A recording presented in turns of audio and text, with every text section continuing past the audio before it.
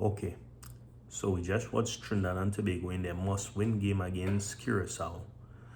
Leave Curacao with a 1-all draw, taking 1 point from the game. We are sitting on third with 5 points after having 1 win, 2 draws, and a loss in the game so far. Curacao is on second on 8 points, 2 wins, 2 draws, and Jamaica are currently beating Bermuda 3-0, so kind of expect that game to be a win for them also. So they would have 3 wins and 1 loss with 9 points. So the points are now shared 9, 8, 5, and 0, with 2 more games to go.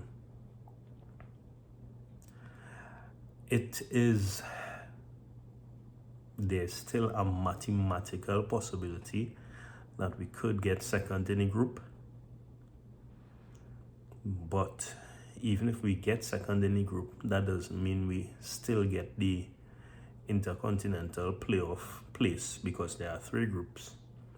And in some of the other groups, the goal difference might be a little better than ours, unless we get the results we want on the last day and we do a number on Bermuda and just max out our numbers, which the way this campaign going, nobody knows exactly what could happen there, right? But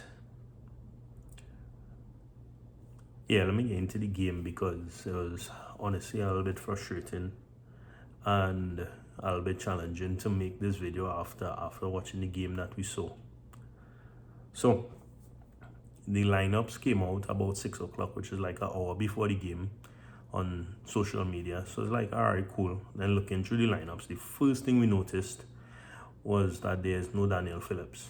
Now, say what you want, Trinidad and Tobago, we typically believe that we have a stronger midfield with Daniel Phillips in it. So first thing, there was a couple of questions. We saw Yates wasn't there, which was kind of expected. We saw Trimmingham, which is like, oh, okay, this could be a scramble with him in the middle. With him in the back. But I want to say that I definitely have to eat my words when it comes to Josiah Trimmingham, because in this game, he definitely looked good. In this game, Andre Rampersad looked good. In this game, Jereen Jackie was a monster. He is literally a box-to-box player, because he would see me back in 1 minute and then up in front, pressuring defenders next minute. He was very aggressive. He was literally living on the toes of players, but you had to let them know that you're there, right? And he was definitely doing that. Malik Jesse Khan, if ever I hear anybody tell me again that he should not be on our national team, we may have to stop being friends, because I have begged, I have clamored, I have cried out for this player. He had a silky smooth first half. I really didn't know why they had to take him off, but I guess wanted Molino to play, but I'll talk about that just now. But he could hardly step a foot wrong, and we knew that coming into this game, a game against Curacao, whoever dominated the midfield would dominate this game. And truth be told, again, we dominated this game because we won it in the midfield. Andre Rampersad worked his socks off. During Jackie, as I mentioned, all over the place. Molikan skipping past players, cutting in and out of players. 2 defenders wrong him, no problem. He flicking a ball behind.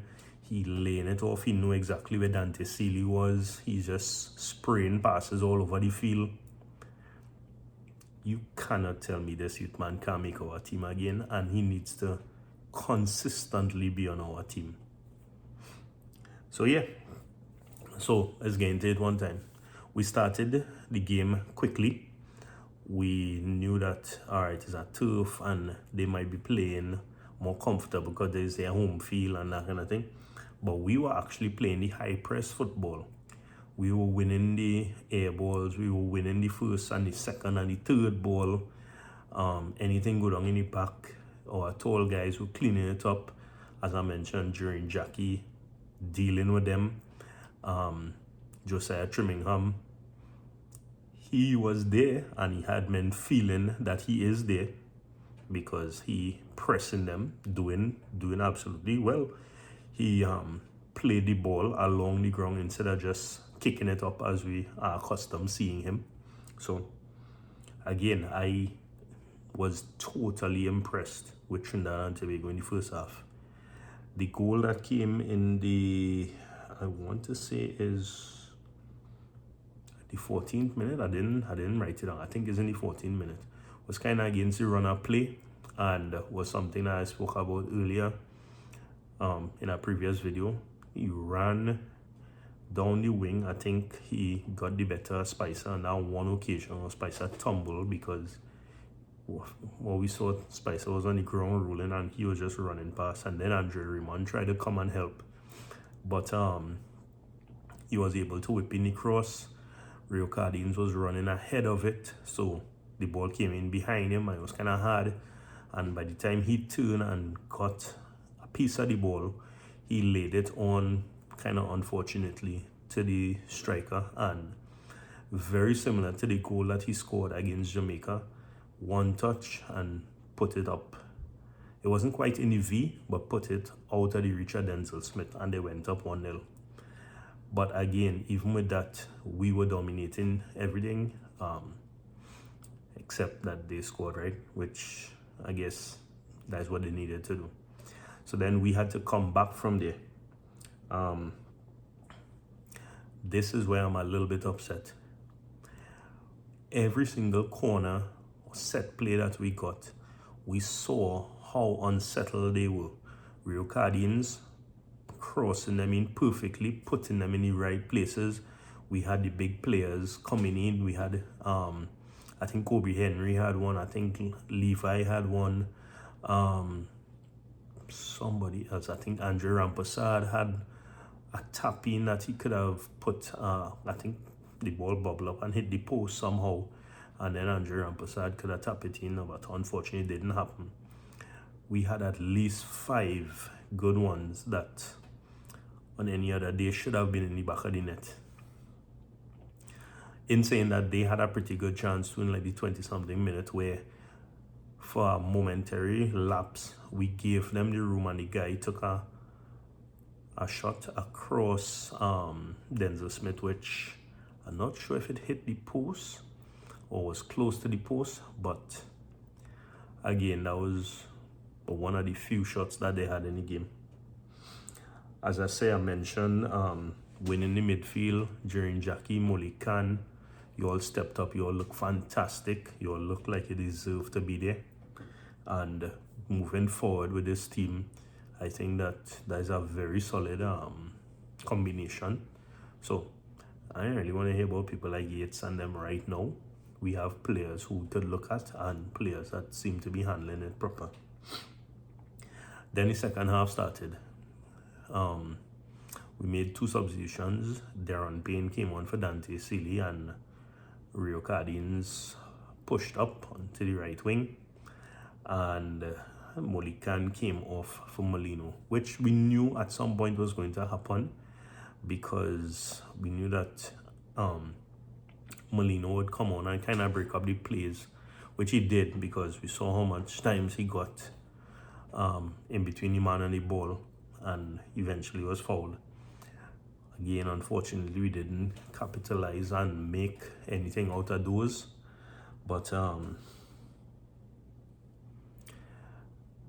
yeah, so then again, it was Molino who actually brought down the ball. I think it was Rio Cardines from the right wing who had the space and took the shot or put in the cross. I think it's a shot that he took. And then Molino took it down and Spicer running. That was in the 57th when we scored. And by that time the game, we were equalized and looking to continue press. The game took a little bit of a change of shape when Molikan came off, because Molino was a little slower than Molikan, and again Molikan was able to ride a couple of challenges and get out of tight spaces and link up well with the strikers. Molino does that sometimes, but he didn't do it as frequently as Molikan. We saw Rampy came off and then Daniel Phillips came on.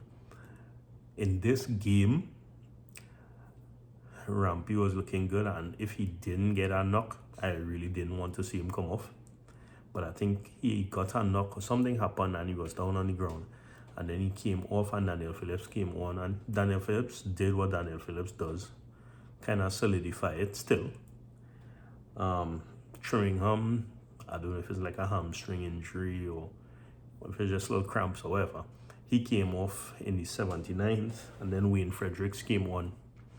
We saw they took off Spice also and brought on Natifal, but again, because we were pressing and trying to get that goal, goal to take the lead, which unfortunately didn't pan out. So again, this is the situation that we are in. We are talking once again about missed opportunities. We are talking about sitting third in a two-man race. And again, even in a two-man race, that doesn't mean if we get second place that we automatically go on to the next round. But we do continue to make it harder and harder on ourselves to qualify for this World Cup, with some of the big guns not being there. And I know that I spoke about how dangerous I think Curacao would be and how attack-minded they are. But in saying that, we nullified most of what they did, and we were the ones who were dominant in this game. I think they didn't really expect that. I think that we really worked them, because when we scored, they started to slow the game right down. People in group chats were asking if they're playing for a draw, and it looked like they were. Anytime they could hold up the ball, put the ball out, take some time off the clock, they were doing that. So I guess they did realize that we were dangerous, and they still wanted to get something from the game. And the game ended 1-1. So they are second, we are third. Hoping and praying that in the next window, results go our way, and definitely we have to get 6 points. So we have to get past Jamaica, and barring some breakdown, we should get past Bermuda. So Jamaica is our next game. We have to get 3 points there, and then we have to hope that Jamaica helps us beat Curacao on the last day, and we have to thump up Bermuda to at least have a chance moving forward. Yeah, this was tough. This was tough after looking at the performance that we had, to know that again we staying down the barrel of the gun. As always, like, share, subscribe, and tell me your thoughts, and let's talk in the comments as usual. And I mean, at the end of the game, everybody had a little bit of disappointment on their face, but when they showed the coaches, they were smiling. I mean, I know one is said to be the smiling assassin.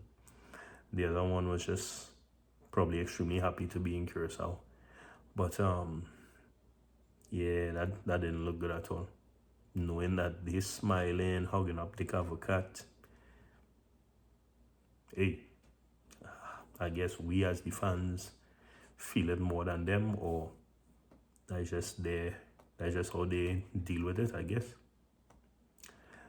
But this one really does hurt a bit, because again, it was there. How many times in this campaign would we say it was there? We should have gotten more. Really trying to make a World Cup still.